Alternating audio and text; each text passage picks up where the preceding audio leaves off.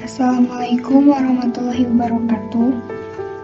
Perkenalkan, nama saya Widya Febrianti dari kelas 4B. Di sini saya akan sedikit mempresentasikan tentang konsep desain produk. Menurut Tejiptono tahun 1999, secara konseptual produk adalah pemahaman subjektif dari produsen atas sesuatu yang bisa ditawarkan sebagai usaha untuk mencapai tujuan organisasi melalui pemenuhan kebutuhan dan keinginan konsumen sesuai dengan kompetensi dan kapasitas organisasi serta daya beli. Dari pengertian di atas bisa dijelaskan bahwa produk adalah sesuatu yang dapat berupa barang atau jasa yang ditawarkan oleh produsen untuk memenuhi kebutuhan, keinginan, dan permintaan dari konsumen. Yang selanjutnya, atribut produk. Kotler dan Armstrong tahun 2004 menyatakan atribut produk adalah pengembangan suatu produk atau jasa melibatkan penentuan manfaat yang akan diberikan. Atribut produk meliputi merek, kemasan, jaminan atau garansi, pelayanan, dan sebagainya. Siklus hidup produk. Perancangan atau pengembangan produk dibutuhkan oleh produsen dalam rangka mempertahankan atau meningkatkan pangsa pasar dengan cara mengidentifikasikan kebutuhan konsumen akan manfaat produk, mendesainnya sampai ke tingkat perencanaan pembuatan produk tersebut. Hal ini berkaitan dengan siklus hidup produk tersebut. Perancangan yang baik akan menghasilkan produk unggulan yang sesuai dengan keinginan atau kebutuhan customer.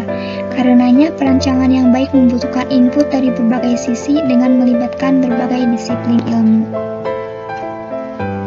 Selanjutnya, klasifikasi produk. Yang pertama, produk konsumen. Produk konsumen adalah apa yang dibeli oleh konsumen akhir untuk konsumsi pribadi. Produk sehari-hari adalah produk dan jasa konsumen yang pembeliannya sering, seketika, hanya sedikit membanding-bandingkan, dan usaha minimal. Yang kedua, produk shopping adalah produk konsumen yang lebih jarang dibeli sehingga pelanggan membandingkan dengan cermat kesesuaian mutu, harga, dan gayanya. Ketika membeli produk shopping, konsumen menghabiskan banyak waktu dan usaha mengumpulkan informasi dan membanding-bandingkan. Produk shopping dapat dibagi menjadi produk shopping homogen dan produk shopping heterogen. Selanjutnya, strategi pengenalan produk baru. Yang pertama, menarik pasar. Dalam hal ini, produk baru ditentukan oleh pasar dengan sedikit perhatian terhadap keberadaan teknologi dan proses operasi. Kebutuhan pelanggan merupakan dasar utama untuk pengenalan produk baru. Yang kedua, mendorong teknologi. Produk baru diperoleh dari teknologi produksi dengan sedikit perhatian terhadap pasar ini merupakan pekerjaan pemasaran untuk menciptakan pasar dan menjual produk yang dibuat. Yang ketiga, antarfungsional.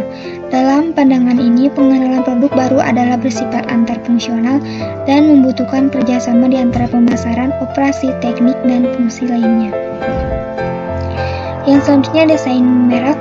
Asosiasi Pemasaran Amerika, The American Marketing Association, mendefinisikan merek atau brand sebagai nama, istilah, tanda, simbol, atau kombinasinya yang ditujukan agar dapat mengenali barang atau jasa dari satu atau sekelompok penjual dan membedakannya dari produk dan jasa para pesaing.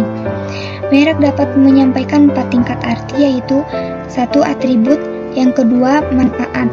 Pelanggan tidak membeli atribut, mereka membeli manfaat. Yang ketiga, nilai. Yang keempat, kepribadian. Kemasan dan pengemasan. Saat ini semakin banyak produsen yang menyadari bahwa sebuah kemasan tak lagi hanya memiliki fungsi melindungi dan membungkus produk. Persaingan produk yang semakin ketat di pasar mengharuskan produsen untuk berpikir keras meningkatkan fungsi kemasan untuk dapat memberikan daya tarik kepada konsumen melalui aspek artistik, warna, grafis, bentuk maupun desainnya.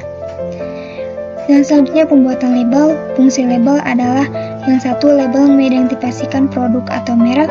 Yang kedua, label dapat menguraikan beberapa hal mengenai produk, siapa yang membuat, di mana dibuat, kapan dibuat, apa isinya, bagaimana sebaiknya digunakan, dan bagaimana menggunakannya dengan aman.